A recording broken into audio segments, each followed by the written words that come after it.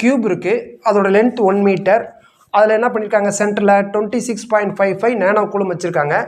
த net electric flux through any one face. அப்போ கியூபுக்கு எத்தனை ஃபேஸ் மொத்தம்? 6 ஃபேஸ். 6 ஃபேஸ் சேர்ந்து எலக்ட்ரிக் ப்ளஸ்க்கு என்ன formula? Q by epsilon naught. இதான எலக்ட்ரிக் ப்ளஸ்க்கு ஃபார்முலா. நமக்கு 6 ஃபேஸுக்கு வேணுமா 1 ஃபேஸுக்கு வேணுமா? 1 ஃபேஸுக்கு. 6 ஃபேஸுக்கு இவ்வளவுனா அப்போ 1 ஃபேஸுக்கு 6/1 வச்சுக்கலாமா? அப்போ phi is equal to Q by epsilon naught. 6/1 மேலே வந்தால் 1/6 ஆயிரும். அப்போ என்ன ஆயிரும்? இன்ட்டு 6 ஆயிரும். 1/6. இப்போ வேல்யூ சப்ஸ்டிட் பண்ண வேண்டியதான். இங்கே பவரை பற்றிலாம் நீங்கள் கன்சிடர் பண்ண வேணாம். நேனோனா 10⁻⁻9, இங்கே 10⁻²லாம் கவலைப்படாதீங்க. ஏன்னா இங்கே எல்லாம் ஒரே மாதிரி தான். நம்பரை மட்டும் கன்சிடர் பண்ணால் போதும். Q எவ்வளவு? 26.55 பை எப்சிலான் நாட் எவ்வளவு?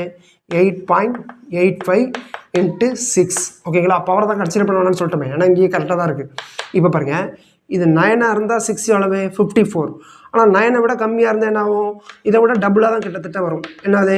53 பாயிண்ட் சம்திங் வரும். இதை அடித்தா என்ன வரும்? 1/2ன்னு வரும். 1/2னா என்னது? 0.5. 5 வரை ஆப்ஷன் இது ஒன்று தான். இந்த மாதிரி டயத்தை சேவ் பண்ணுங்கள்.